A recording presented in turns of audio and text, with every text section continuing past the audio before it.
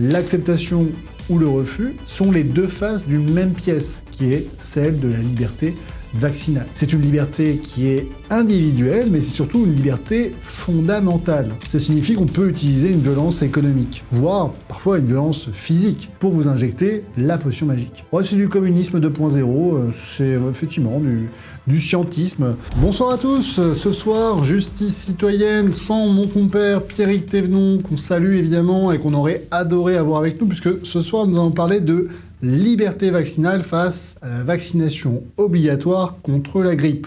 Oui, vous avez bien entendu, vaccination obligatoire contre la grippe.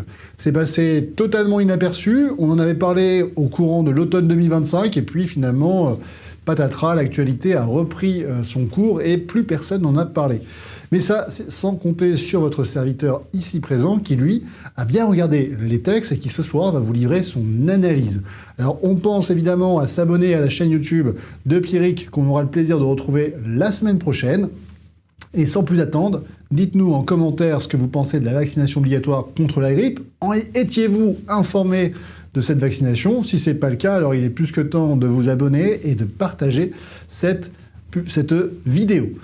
Alors, sans plus attendre, ce soir, on parle vaccination obligatoire contre la grippe. Alors, on a un peu l'impression que c'est un mauvais scénario qui revient de nouveau sur le devant de la scène, puisque lorsqu'on parle vaccination obligatoire, on a tous un peu en tête ce souvenir douloureux de la vaccination contre la Covid-19.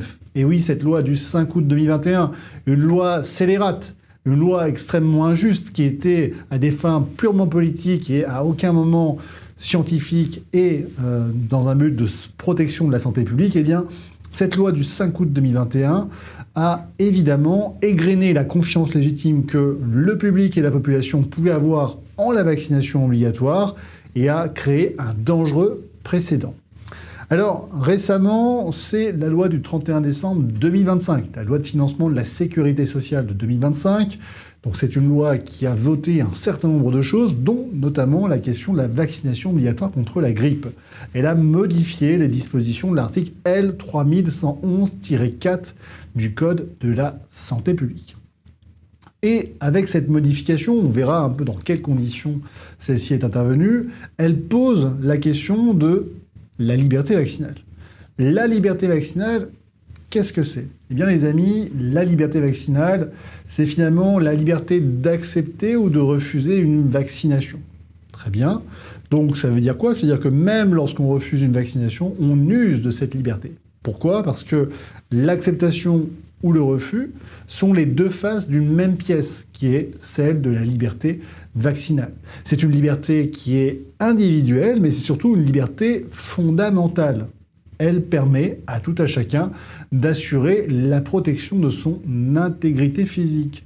Elle consacre l'idée selon laquelle, un peu dans la tradition judéo-chrétienne, selon laquelle le corps humain serait sacré et que par conséquent, on ne peut pas lui infliger une atteinte à son intégrité sans le consentement de l'intéressé. Il existe naturellement des exceptions. La question des soins sans consentement, par exemple, est une exception à l'atteinte à l'intégrité du corps humain. D'ailleurs, pensez à vous abonner parce que nous avons fait une superbe émission avec Gauthier, qui est juste derrière dans la régie, qui est à côté de moi et qui hausse la tête et qui a eu le plaisir de tourner une vidéo sur les soins sans consentement à l'occasion d'une audience à laquelle nous avions assisté ensemble. Donc, elle sort cette semaine, elle sort vendredi. Elle sort vendredi. Donc pour ceux qui ne sont pas encore abonnés, pensez à vous abonner. Je suis certain que vous allez adorer le contenu qu'on vous réserve. Alors, si on met de côté la question des soins sans consentement, de l'internement d'office, de l'hospitalisation d'office, eh bien, on ne peut pas vous infliger de force une vaccination. Très bien. Et on va même aller plus loin. Face à cette liberté vaccinale, vous ne commettez pas de faute en refusant une vaccination. Alors, cette liberté vaccinale, il y a une vision orthodoxe et puis il y a une vision hétérodoxe. La vision orthodoxe, celle qui est la plus communément partagée, c'est celle qui est incarnée par la position de la Cour européenne des droits de l'homme du 8 avril 2021. J'en avais parlé lors d'une précédente émission sur les soignants suspendus, une émission qui a particulièrement retenu votre attention parce qu'il y a eu plus de 20 000 personnes qui ont vu cette émission, donc une émission qui a beaucoup fonctionné. Je ne sais pas si la régie pourra la remettre en avant. Allez la voir parce que clairement, je ne vais pas revenir sur ce qu'on a déjà dit sur ce sujet, mais ça va reprendre de manière sommaire, évidemment, la position de la Cour européenne des droits de l'homme. La Cour européenne des droits de l'homme, elle vous dit une vaccination obligatoire, vous pouvez le faire, c'est un choix politique. Mais ce choix politique, qui est quand même une exception sur le plan du droit international, la France fait partie de ces très rares États à en avoir instauré. Et pas instauré une seule, on a instauré un paquet d'autres. Vraiment. Ça, c'est un autre sujet, peut-être qu'on le réservera pour une prochaine émission, notamment pour les vaccinations infantiles. Là, pareil, c'est une batterie de vaccins, sacrée potion magique que vous apprenez dès les premiers mois de votre vie. Donc, si on met de côté ça, la Cour européenne des droits de l'homme considère que la vaccination obligatoire est un choix politique et que lorsqu'on décide de mettre en œuvre ce choix politique, on doit quand même respecter une certaine marge de manœuvre. C'est-à-dire que vous ne pouvez pas faire supprimer totalement le libre consentement. Le consentement libre et éclairé. Et ça, c'est important parce qu'elle considère que le refus de vaccination, c'est toujours la liberté vaccinale, et que pour que cette liberté soit respectée, il ne faut pas que les conséquences soient disproportionnées.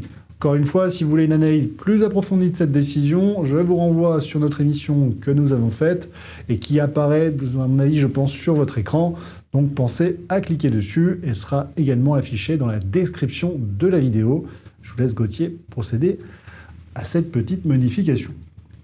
Je vous ai mis également, vous le savez, il y a toujours un article juridique qui accompagne l'émission d'aujourd'hui. Vous avez tous les liens hypertextes qui vous permettront d'aller lire la décision et de revoir ce que nous avions pu écrire sur le sujet. Parce que lorsqu'on parle de vaccination obligatoire, soignants suspendus, il y a des dizaines et des dizaines d'articles juridiques que j'ai pu écrire dans lesquels je vous livre mon analyse. Et évidemment, une analyse juridique, c'est toujours subjectif. Ça, c'est la position donc orthodoxe, traditionnelle, dans laquelle la Cour européenne des droits de l'homme s'est aventurée. La liberté individuelle, qui est la liberté vaccinale, implique le droit de la refuser pour que ce refus puisse être légitime et qu'il puisse être libre et éclairé. Il ne faut pas que les conséquences d'un refus soient disproportionnées. Maintenant, je vais vous parler de la position hétérodoxe, celle de la position française. C'est notamment la loi du 5 août 2021 qui l'incarne le plus, parce que là, ils sont vraiment allés au bout de la logique. Dans cette logique française de la loi du 5 août 2021, la protection de la santé publique est supérieure à la liberté individuelle qui est la liberté vaccinale. D'accord ? Or, en droit français, il n'y a pas de supériorité des libertés fondamentales. On ne fait pas de hiérarchie entre les différentes libertés fondamentales. Alors, c'est pas parce qu'on dit qu'il n'y a pas de hiérarchie que dans les faits, il n'y en a pas. Parce que si vous reprenez les décisions du Conseil d'État et du Conseil constitutionnel, notamment de 2015 pour le Conseil constitutionnel, on voit que la liberté vaccinale, qui répond à l'objectif constitutionnel de protection de la santé publique, implique qu'on puisse l'imposer, l'instaurer, et qu'un refus de vaccination puisse emporter des conséquences. On verra tout à l'heure quelles sont ces conséquences. Mais quoi qu'il en soit, la position hétérodoxe, celle du 5 août 2021, implique que cette liberté vaccinale s'incline face à l'intérêt général qui est la protection de la santé publique et que par conséquent, évidemment, on puisse apporter une certaine pression sur votre consentement libre et éclairé. En d'autres termes, votre consentement, il peut être libre et éclairé, mais on s'en arrangera si derrière, le but, c'est de protéger la santé publique. Donc, en d'autres termes, qu'est-ce que ça signifie ? Ça signifie qu'on peut utiliser une violence économique, voire parfois une violence physique, pour vous injecter la potion magique. Et c'est ça qui est problématique avec cette loi du 5 août 2021, c'est que vous l'avez contestée ou vous ne l'avez pas contestée, mais quoi qu'il en soit, aujourd'hui, elle constitue un dangereux précédent. Et on a là, à ce moment-là, une incarnation de l'effet cliquet. L'effet cliquet, j'en avais déjà parlé. Je vous ai dit, c'est le fait qu'une liberté fondamentale va être restreinte pour des justifications qui sont temporaires, et que cette restriction, qui était censée être temporaire, va conduire à ce que la liberté ne retrouve jamais sa position initiale lorsque la circonstance qui a conduit à sa restriction prend fin. C'est le risque dans lequel nous sommes aujourd'hui. La loi du 5 août 2021 a créé un dangereux précédent. On peut suspendre sans aucune rémunération un soignant qui refuse une vaccination obligatoire, fût-elle imparfaite, fût-elle expérimentale, fût-elle avec des effets secondaires, fût-elle imposée par la force, et notamment la violence économique. eh bien, on s'en aménage très bien. C'est pas un problème pour le droit français, parce qu'on n'est pas dans une vision respectueuse des libertés fondamentales, on est dans une vision dans laquelle l'intérêt général l'emporte. Ouais, c'est du communisme 2.0, c'est effectivement du scientisme, de l'hygiénisme, comme on pourrait l'appeler. Donc ici, on va pouvoir imposer pour des raisons scientifiques, le consensus scientifique que personne n'a jamais défini. Mais bon, bref, l'idée, c'est pas parce que vous êtes plus nombreux que vous avez raison. On peut être très nombreux et ensemble et se tromper. C'est pas, je pense qu'il y a un certain nombre de situations dans lesquelles on a pu le démontrer. Pendant un temps, on pensait que la Terre était plate. On était très nombreux à le penser. Est-ce que c'est parce qu'on était les plus nombreux à le penser que c'était vrai? Je vous pose la question, dites-moi en commentaire ce que vous en pensez. Évidemment, si vous n'êtes pas encore abonné, pensez à vous abonner. Et d'ailleurs, c'est le moment de la réclame. Gauthier, à vous de jouer.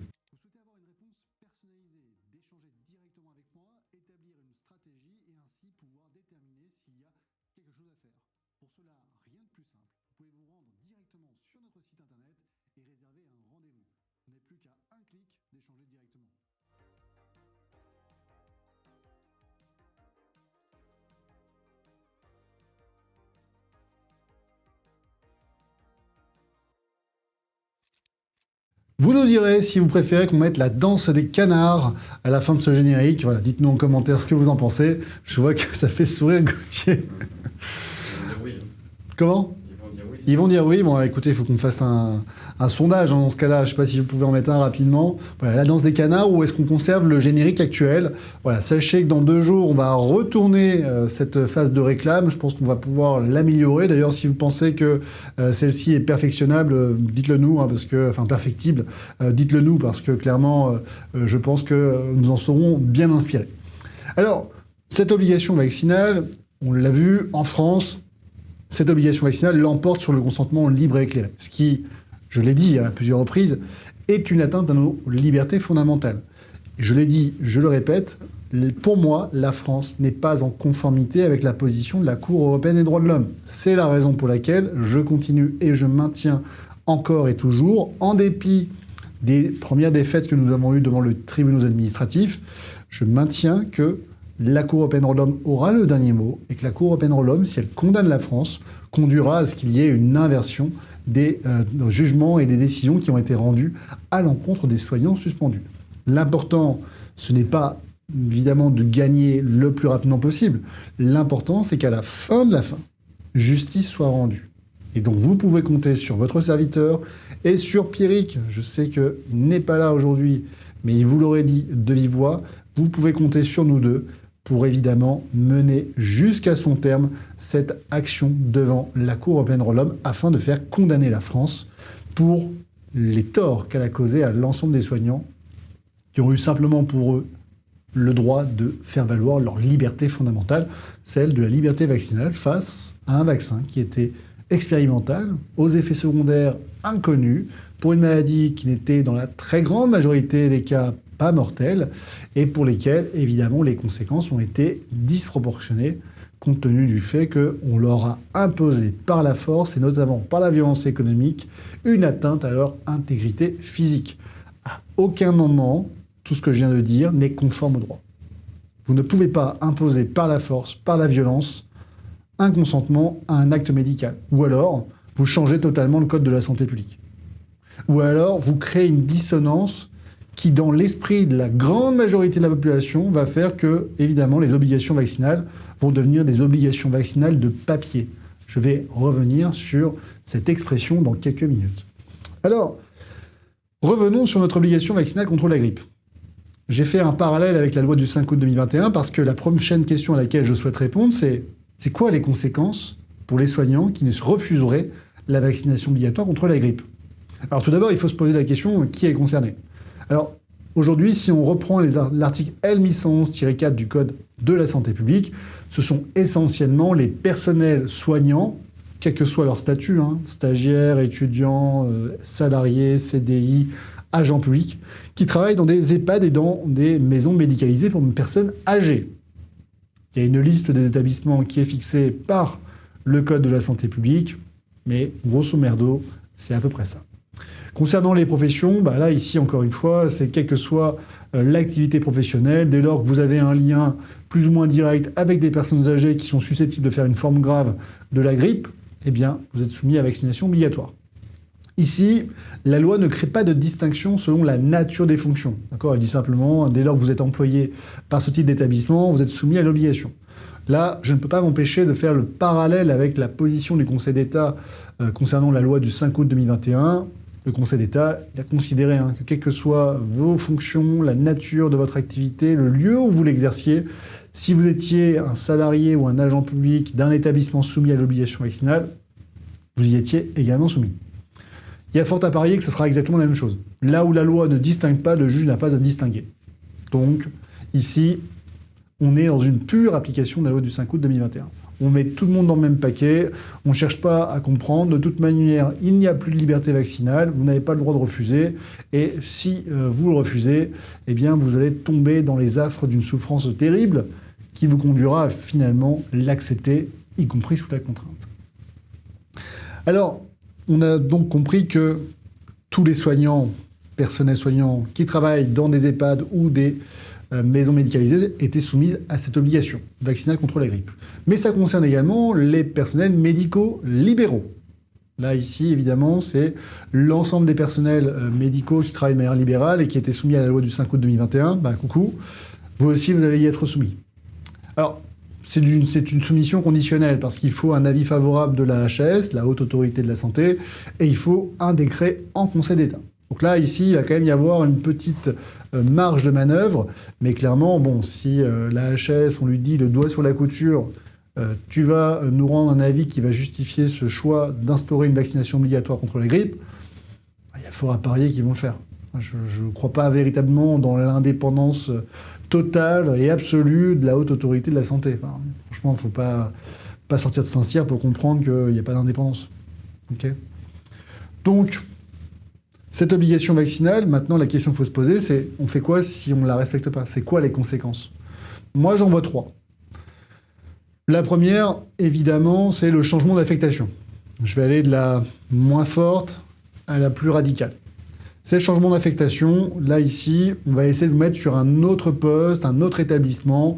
On va essayer de jouer un petit peu avec la loi, parce qu'encore une fois, si ça ne pose problème à personne, qu'il n'y a personne qui saisit un juge pour ça, l'employeur pourra toujours se défendre en disant « Oui, mais attendez, regardez, on les a mis dans un lieu qui n'est pas au contact direct ou indirect avec des personnes fragiles, donc on respecte la loi. » Et si jamais, par la suite, ils étaient condamnés 1 an, 2 ans plus tard, là, l'employeur ne perdrait pas forcément et automatiquement son agent public ou son salarié. Il faut rappeler quand même qu'il y a des problèmes de recrutement et de personnel dans ce type d'établissement. Donc il y aura évidemment, comme pendant la loi du 5 août 2021, des employeurs qui vont être un peu plus souples dans l'application de la loi de l'article L 1111-4, même si ici, a priori, le législateur ne semble pas distinguer selon la nature des fonctions exercées.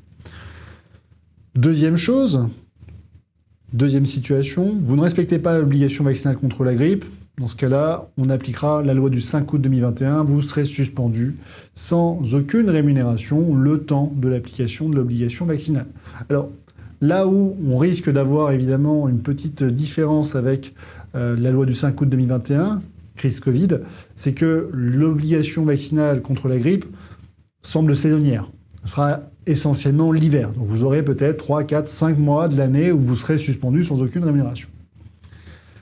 La troisième, c'est la plus grave, c'est la révocation au terme d'une procédure disciplinaire pour les agents publics ou un licenciement pour motif personnel, comme cela a pu être validé déjà par certaines décisions de justice, notamment Cour de cassation, Chambre sociale, où là je vous ai mis un arrêt de la Cour de cassation qui confirme la possibilité, 11 juillet 2012, de pouvoir licencier un salarié qui n'apporte pas un juste motif pour s'exempter d'une obligation vaccinale.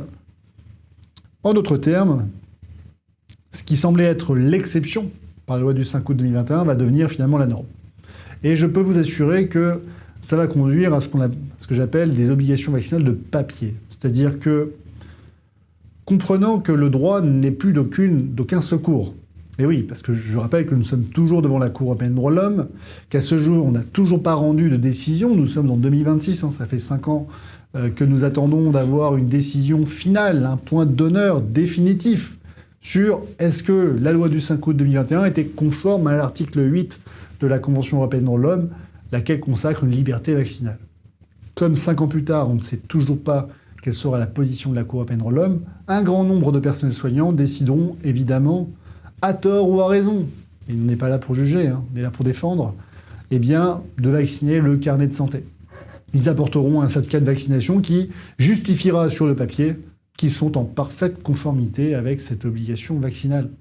Et puis après tout, si au terme d'une analyse de leurs anticorps, on ne voit pas les une certaine immunité, ils pourront toujours dire que la dose a été insuffisante. Mais bon, on ne va pas s'amuser à les vérifier à tout à chacun s'il y a une véritable immunité. Mais une chose est sûre, ça va encourager les personnels soignants à tricher. Ce qui finalement nous ramène à la question suivante. Est-ce qu'on n'y gagnerait pas davantage à convaincre plutôt qu'à contraindre? Est-ce qu'on ne gagnerait pas davantage à essayer de démontrer que de toute façon la vaccination obligatoire la vaccination contre la grippe est tellement efficace, tellement bien, tellement immunisante que finalement, par la nature des choses, on y recourt. Parce que je rappelle que les chiffres annonçaient quand même 19% de taux de couverture de vaccination contre la grippe à l'AP-HP. Cela signifie-t-il pour autant que 81% des soignants sont complotistes? Est-ce que cela signifie que la très grande majorité des personnels soignants ne croient pas en la science? Vous savez, la croyance en la science, cette nouvelle religion à laquelle on devrait tous être contraints de croire sans discuter et évidemment sans poser aucune question. Ça appelle quand même une certaine réflexion. Moi, personnellement, je vais vous livrer mon analyse. Le droit n'en ressort pas renforcé en imposant par la contrainte, et notamment par les conséquences disproportionnées qu'entraîne un refus, une vaccination.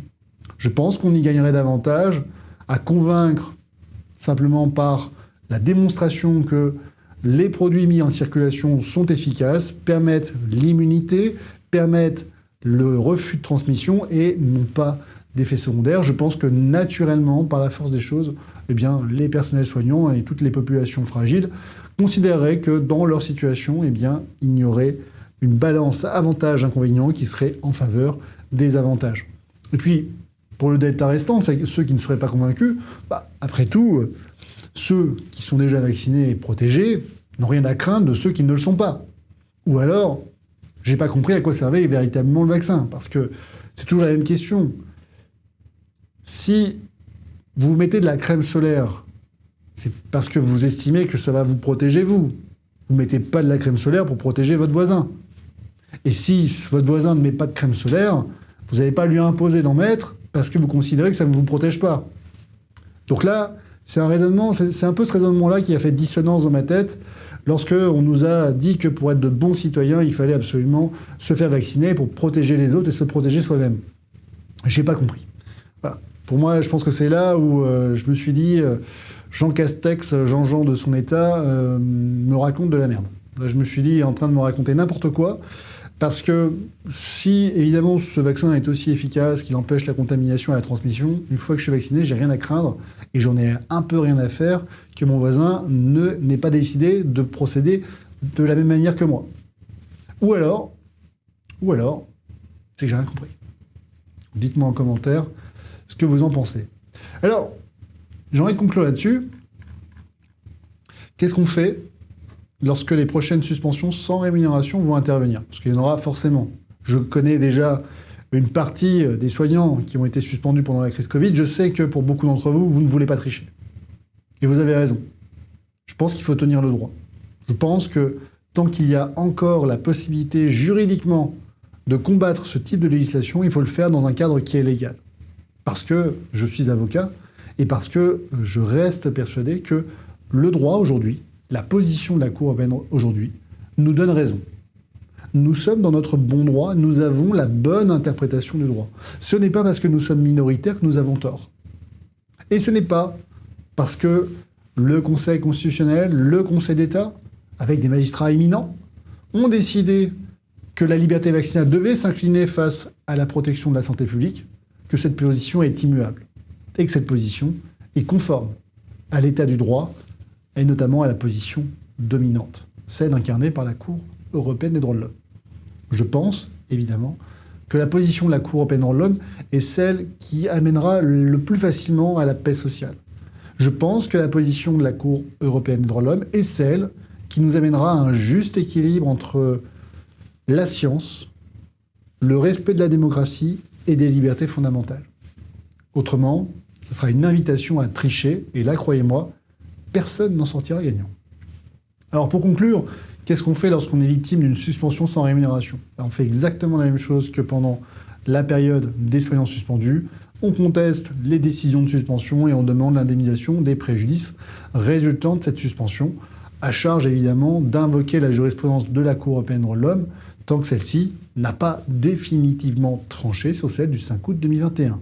Lorsque la Cour européenne des droits de l'homme aura tranché sur la loi du 5 août 2021, il est clair que cette obligation vaccinale contre la grippe sera grandement imputée de son utilité. Et vous pouvez compter sur votre serviteur pour bien entendu continuer de défendre vos libertés fondamentales. Dites-moi en commentaire ce que vous en avez pensé. Dites-moi si vous allez vous soumettre à cette obligation vaccinale contre la grippe si vous en êtes concerné.